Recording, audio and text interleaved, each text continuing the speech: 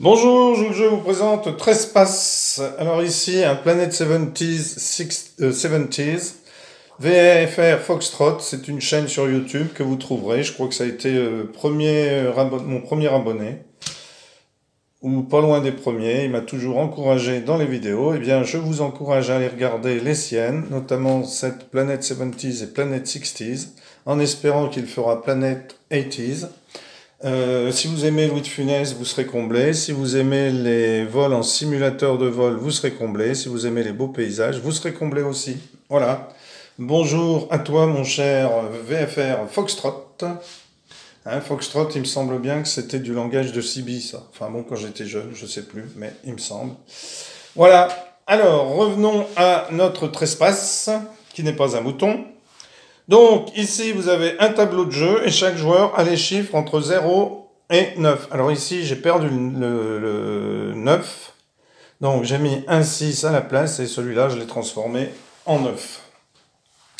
Alors, les chiffres ont de l'importance. Eh bien, tout simplement parce que vous allez prendre un petit morceau de papier et vous allez écrire dessus les chiffres que vous choisissez. Alors, par exemple, le joueur prendrait ici le 8. Donc, vous écrivez le 8. Ensuite, vous pliez le papier en 4 par exemple, et vous le déposez ici. Pour bien prouver ensuite que lorsque vous arriverez à mener ce chiffre que vous avez écrit sur le papier, sur la dernière ligne, pour les roses, sur la dernière ligne ici pour les oranges, sur la dernière ligne, c'est-à-dire la ligne où il y a des petits pseudo-carrés verts, au coin arrondi, pour ça que je dis pseudo, eh bien, pour ne pas choisir, que j'en emmène un, puis je dis, ben voilà, j'avais choisi celui-là. Non, non, c'est écrit, donc preuve irréfutable. Donc, la table est placée entre les deux joueurs, de façon à ce que chaque personne soit assise en avant d'une rangée de carreaux verts. Chaque joueur place au hasard ses 10 pièces numérotées sur les espaces occupant les deux premières rangées. Chaque joueur choisit secrètement une pièce numérotée, c'est ce que j'ai fait. Et on va essayer de la déplacer jusqu'à la rangée arrière de son adversaire.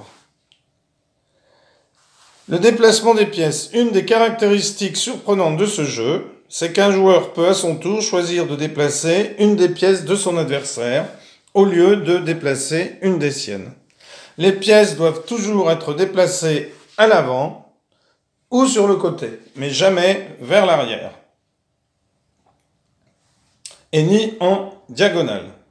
De cette façon, une pièce d'un joueur ne peut jamais être déplacée vers sa propre rangée arrière. Alors, il y a 3 façons de déplacer les pièces. Un joueur peut glisser une pièce à l'avant et ou de côté. Sur un parcours sans obstacle, je peux faire ça par exemple. Je peux faire ça. D'autant de carreaux que vous le désirez. Donc, quand je suis là, je peux aller soit devant, soit je peux aller sur le côté, par exemple ici. Un joueur peut glisser une pièce à l'avant, sur un parcours sans obstacle, d'autant qu'on le désire. Première manière de se déplacer.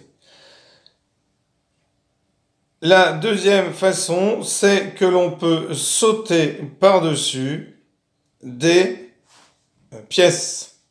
On peut sauter par-dessus des pièces et sauter comme on le fait aussi aux dames chinoises. Donc je peux me déplacer, par exemple, imaginons que le 6 soit là, eh bien je peux très bien sauter par-dessus, ou alors je peux très bien glisser et sauter. Alors si par exemple le 8 avait été là, je peux aussi continuer à sauter ici. Et je peux déplacer, ça pourrait très bien être mon adversaire qui le fait. Alors, la stratégie veut que on puisse prendre les pièces de l'adversaire. Alors, je vais vous expliquer ça. Donc, comme je vous le disais, un pion peut très bien... Un pion, oui, enfin, je sais pas comment j'avais appelé ça. Une petite fiche ici peut bouger, alors je peux faire ça, je peux bouger autant de fois, d'autant de cases que je veux, et ensuite je peux par exemple sauter, mais lorsque vous avez sauté, vous ne pouvez pas bouger. Lorsque vous sautez, vous arrêtez juste derrière la case. Alors il faut bien entendu que cette case soit vide. Alors vous pouvez enchaîner les sauts. Donc il se distingue par son originalité, hein, ce qui permet à un joueur de déplacer à n'importe quel tour soit ses propres pièces, soit celles de son adversaire. Alors, cette règle n'est limitée que par une règle interdisant à un joueur de déplacer un pion qui a été déplacé par son adversaire au tour précédent. Hein, c'est ce que je vous avais déjà dit, mais j'aime mieux le repréciser. Alors, ça pourrait être un jeu ridiculement simple et ennuyeux, mais c'est très bien de pouvoir utiliser les pièces de l'adversaire. Hein. Ça devient évident que la meilleure stratégie à suivre est de déplacer uniquement les pièces de son adversaire, jusqu'à ce que l'on soit prêt à déplacer notre chiffre pour tuer l'adversaire. C'est-à-dire que si vous faites par exemple alors vous avez choisi le 3, imaginons que le 3 soit ici, le 6 soit arrivé là, vous voyez le 0 ici, votre adversaire est avancé comme ceci par exemple, c'est à vous de jouer. Eh bien, alors imaginons même que vous soyez là, que vous soyez ici, comme ceci, vous voyez. Hop, bien vous allez sauter, mais attention parce qu'après sauter on ne peut plus bouger. Donc si vous êtes là, vous allez bouger. Ensuite vous allez sauter. Alors vous pouvez sauter, sauter ou sauter encore ici.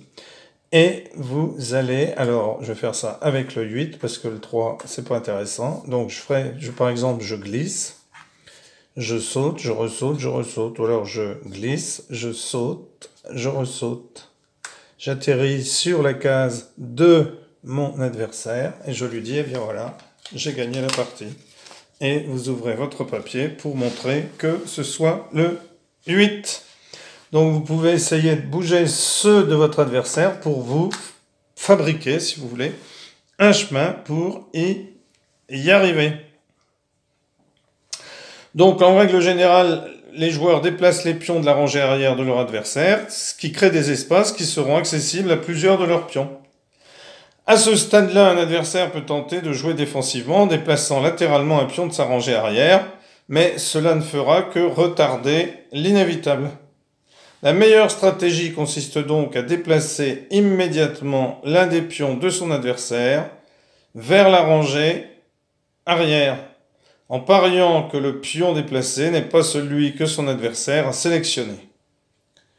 La première fois que cela se produit au cours de la partie, on compte généralement sur le hasard. Mais, au fur et à mesure que la partie progresse, si l'on ne subit pas une mort soudaine, un joueur est de plus en plus capable de détecter à partir des mouvements de son adversaire quels pions ne sont définitivement pas le pion choisi. Bien entendu, l'adversaire peut tenter un bluff. Et donc, lesquels déplacer vers sa rangée arrière pour remplir les espaces et empêcher la victoire de son adversaire. Comme les pions ne peuvent pas reculer une fois que le pion d'un adversaire est dans la rangée arrière, il ne peut pas être retiré, et donc les chances de victoire de l'adversaire sont réduites. Et ouais, si vous emmenez des chiffres dans la rangée de l'extérieur de votre joueur, par exemple ici, moi je suis rouge, eh bien ce serait à moi de jouer, je décide de lui mettre son 8 ici, il n'a pas écrit le 8, donc, alors c'est un risque, hein, forcément toujours, puisqu'on ne sait pas lequel est pris, mais si ce n'est pas le 8, eh bien ça fera déjà une case de moins pour les autres hein, qui sont 3 et 3, 6 et 2, 8 pour 4 cases. Voilà. Eh bien, merci pour avoir suivi cette vidéo et à bientôt pour une nouvelle vidéo. Au revoir. Voilà, eh bien, merci pour avoir suivi cette vidéo et à bientôt pour une nouvelle vidéo. Au revoir.